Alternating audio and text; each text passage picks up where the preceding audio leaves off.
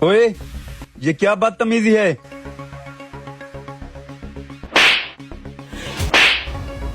सारे कपड़े गंदे कर दिए। सारे वो चाय के अंदर। क्या बोलना चाह रहा है तू? एक तो हमारे कपड़े गंदे कर दिए। ओ भाई साहब, कैसे बंदे काम पर रखे हुए हैं? साहब आप 1 मिनट मेरी बात सुनो। रुको 1 मिनट यार, इससे पूछें तो सही है क्या कहना चाह रहा है। छोड़ यार, चल दूसरे होटल से चाय पीते हैं। साहब आपकी चाय में जहर मिला हुआ था। मालिक आप सच सच बताओ, चाय में जहर था ना? ओए, तू नौकर है, नौकर की तरह रहे, चल अपना काम कर। हाँ मालिक, मैं नौकर हूँ। आपको अपने माँ बाप की कसम है, उसमें जहर था कि नहीं? चलो यार। रुको 1 मिनट, मुझे बात करने दो। चुप खड़ा रहे हरामखोर। भाई साहब, क्या तुमने मेरी चाय में कुछ मिलाया था? नहीं, मैंने तो कुछ नहीं मिलाया। मालिक आपका भी परिवार है, आपको किसी की जिंदगी के साथ खेलने का कोई हक नहीं। आप इन्हें सच सच बता दीजिए ना, क्या बात है? कौन सी बात? साहब मेरी आंखों के सामने। एक बात सुन, राइट वाले कप में ये मिला दे। ये क्या है? अरे ये काम करने के ना मैं आपको 5 लाख रुपए दूंगा। 5 लाख? 5 लाख से तो मेरी दुनिया बन जाएगी। भाई ये मुझे जहर लग रहा है, अगर वो बंदा मर गया तो मुझे पुलिस पकड़ कर ले जाएगी। अरे यार तू टेंशन ना ले, ये जहर ना 2 घंटे के बाद असर करता है, तब तक वो घर में ही होगा। देख यार, बस मेरा नाम नहीं होना चाहिए। यार तू टेंशन ना ले।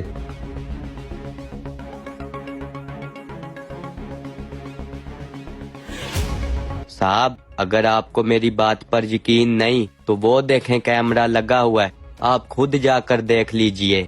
मुझे तो इस बात की शर्म आ रही है कि मैं ऐसे बेईमान मालिक के पास काम कर रहा हूँ। वो 5 लाख भी इसकी जेब में है और जिस अखबार के कट में जहर लेकर आया था वो भी काउंटर पर पड़ा है। आए मैं आपको दिखाता हूँ। ये देखें, वो जो आपके साथ बंदा आया है ना, वो इसमें जहर लेकर आया था।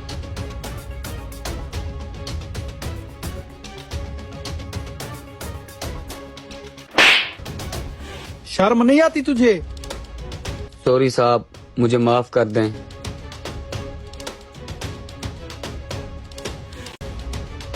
उस्मान, मुझे यकीन नहीं हो रहा कि आपने मुझे जहर देने की कोशिश की हो। यार तू सही कह रहा है, मैं भला आपको जहर क्यों दूंगा? ये झूठ बोल रहा है। शर्म नहीं आती तुझे?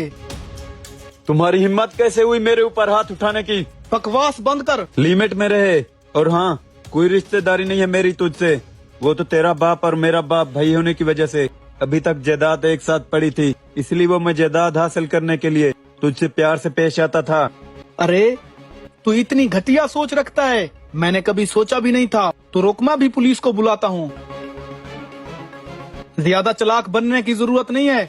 अरे मरे तो नहीं हो ना, जिंदा खड़े हो, क्यों पुलिस को कॉल कर रहे हो? ये तो पता चलेगा, मेरे पास सारे सबूत खड़े हैं। मोबाइल इधर दिखा। पीछे हट। साहब मेरी बात सुनिए। माफ कीजिए भाई, शुरू में मैंने आपके साथ रवैया अच्छा नहीं रखा। अभी मैं जिंदा हूँ ना, तो सिर्फ आपकी वजह से ही हूँ। साहब मैंने तो सिर्फ इंसानियत का फर्ज अदा किया है, ऐसी कोई बात नहीं है। अरे नहीं भाई साहब, ऐसी सिचुएशन में ऐसी दिलेरी के साथ ये करना कोई आसान बात नहीं। साहब आप एक मेरी बात मानोगे? हाँ जी बताओ। साहब मैं चाहता हूँ ये मेरी वजह से जेल ना जाएं, इनकी जिंदगी बर्बाद ना हो। प्लीज आप पुलिस को कॉल ना करें, इन्हें माफ कर दें। देखो भाई, तूने मेरी जान बचाई है, मैं तेरे लिए इतना तो कर सकता हूँ। इन्हें पुलिस के हवाले तो नहीं करता, लेकिन इसे कहो कि मेरी नजरों से निकल जाए। आज के बाद ना इसके और मेरे रास्ते अलग अलग हैं। प्लीज कजन, मुझे माफ कर दें। देखो तुम्हारी मेहरबानी होगी, मेरी नजरों के सामने से निकल जाओ।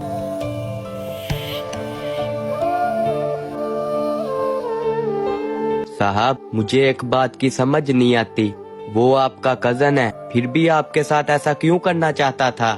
देखो भाई, ये मेरे ताया जी का बेटा है। सारी जिंदगी मेरे वालिद और ताया जी ने एक ही घर में गुजारी। उनके जाने के बाद मैं तो उन्हीं रिश्तों का भरम रखते हुए इसके साथ फर्क नहीं रखता था, लेकिन आज के दौर में ना कोई कितना ही करीबी क्यों नहीं, पैसे और जायदाद की लालच में इस कदर अंधा हो चुका है कि वो रिश्ते नातों का वजूद ही नहीं जानता।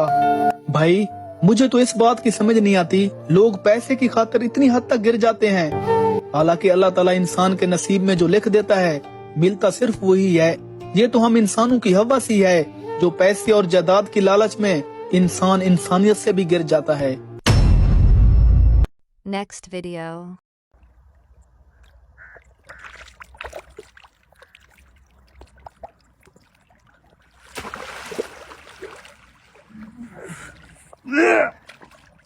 लगता है बहुत बड़ा शिकार हाथ लग गया।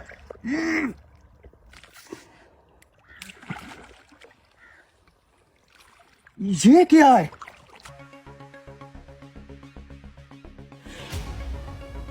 हाँ मुंशी, इस रास्ते का काम कितने दिन में मुकम्मल हो जाएगा? बस 3-4 दिनों तक काम मुकम्मल हो जाएगा ठेकेदार साहब। ठेकेदार साहब। हाँ जी। ठेकेदार साहब वो देखो, उस शिकारी को दरिया से कुछ मिला है।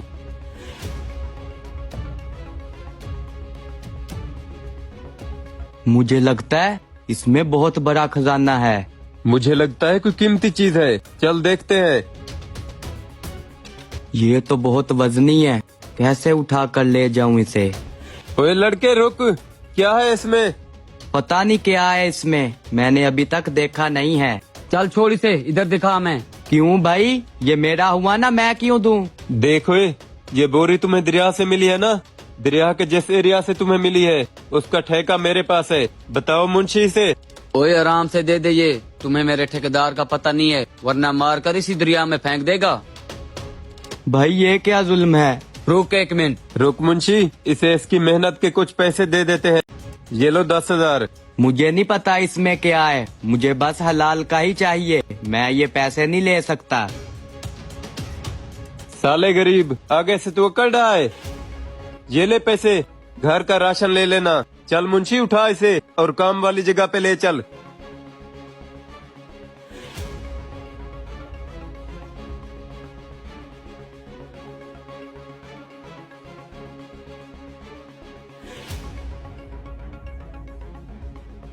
चल यार बस, अब इसे जल्दी से इधर ही खोल दे, अब मुझसे नहीं रहा जा रहा। देखें तो सही इसमें कौन सा खजाना है।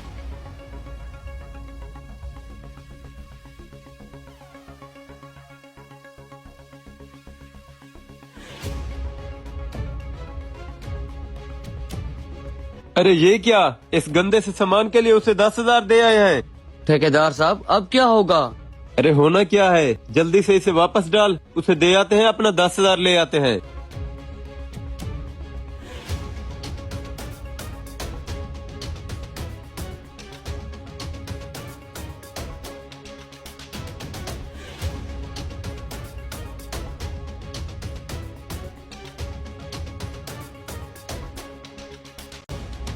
ओ फराडिया इधर आ, तूने जानबूझकर हमें चूना लगाने की कोशिश की, चल निकाल हमारे पैसे। भाई ये क्या बात है, अभी पैसे देकर ये छीन गए हो, अब ये देकर पैसे छीनने आ गए हो। अरे एक तो तुझे शिकार खेलने देते हैं, ऊपर से तू बकवास करता है, चल पैसे निकाल।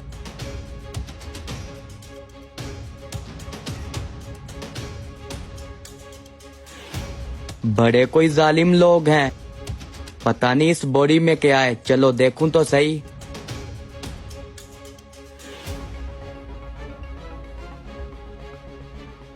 अरे इसमें तो तकिए रखे हुए हैं, वो 10,000 छीन गए तो क्या हुआ, कोई बात नहीं मेरे मालिक, मैं तेरी रजा पे राजी हूँ, तू जो भी करता है अच्छे के लिए ही करता है, शायद वो 10,000 मेरे नसीब में नहीं होंगे। चलो ये तकिए भी तो मेरे काम के हैं ना, इन्हीं में ही मेरे लिए कोई तूने बेहतरी रखी होगी मेरे मालिक। शुक्र है ठेकेदार वो 10,000 लेकर चला नहीं गया, नहीं तो वो गंदे तकिए हमारे किसी काम के नहीं थे। शाम हो गई है, चलो अब घर चलता हूँ।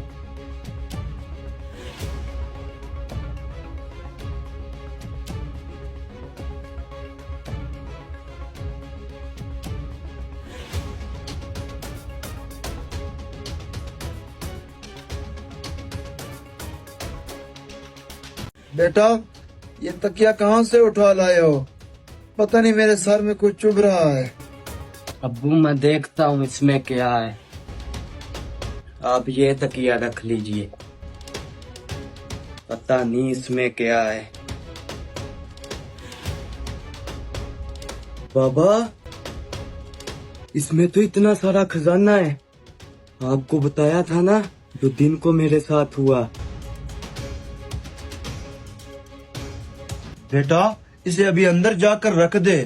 सुबह सुनार को दिखाना, ये है तो असली ना।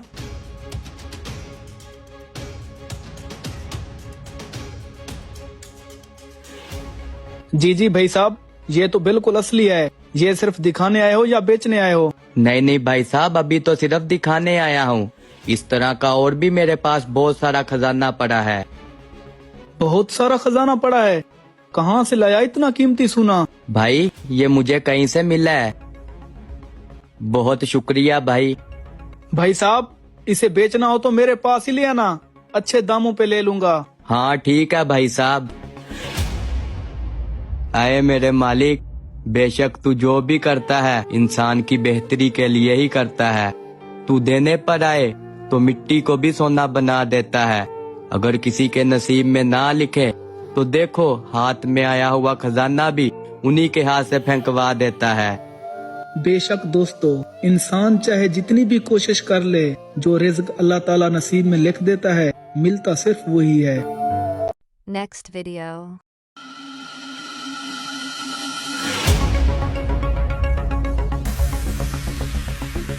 अरे तू पागल है, किसी न किसी चीज को छेड़ता रहता है। क्या हुआ उस्ताद जी? पता नहीं। आपको तो पता है ये शरारतें करता रहता है। पता नहीं लेटर इसके हाथ में किसने दे दिया। आप जाओ, जाकर उस मोटरसाइकिल का काम करो। अच्छा उस्ताद जी, उस एक्सीडेंट वाली बाइक का स्पेयर पार्ट्स कब मंगवाओगे? उसका काम करें, फिर मेरे भाई की शादी आ जाएगी, मैं छुट्टी पे होऊंगा। उस वाली बाइक के पार्ट्स? अरे उसका ऑर्डर दे दिया है, अभी 1 घंटे तक बंदा लेकर आ जाएगा, फिर ठीक कर देना उसे। उस्ताद जी, कस्टमर ने ओरिजिनल पार्ट्स का कहा था, ओरिजिनल ही मंगवाए हैं ना? अरे भाई, ओरिजिनल पार्ट्स 2 पैसे कमाने देगा या नहीं? आपकी सैलरी, यहाँ का किराया, ये सब कहाँ से निकालेंगे? उस्ताद जी, कस्टमर ने ओरिजिनल पार्ट्स का ही कहा था। वैसे भी हमारी बचत तो होगी ना, वो 30,000 का काम है। तू बड़ा ईमानदार, चल जाकर अपना काम कर। और वैसे भी डुप्लीकेट पार्ट भी ना ओरिजिनल की तरह ही लगते हैं। उस्ताद जी, मैंने सुना है बेईमानी का पैसा कहीं न कहीं से निकल ही जाता है। अरे आज तक निकला है कहीं बेईमानी का पैसा? ये सब कहने की बातें हैं। चल जा, अब जाकर काम कर, ज्यादा मशवरे मत दिया कर।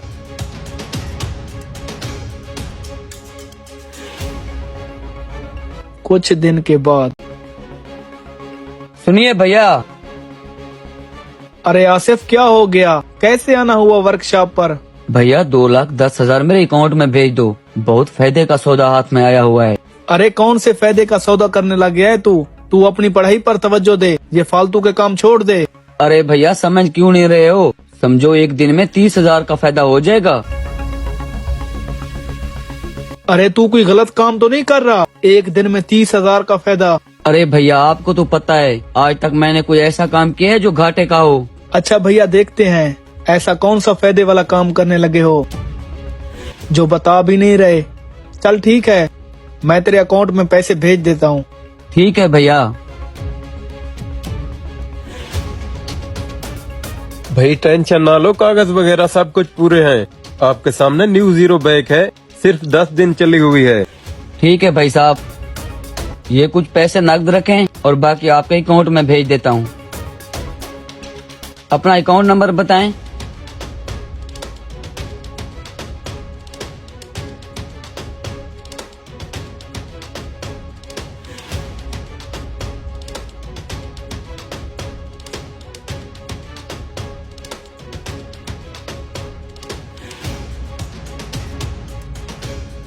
अरे भैया 2 मिनट, ये काम छोड़। आपको जो फायदे वाला काम बताया था ना, ये देख फायदे वाला सौदा।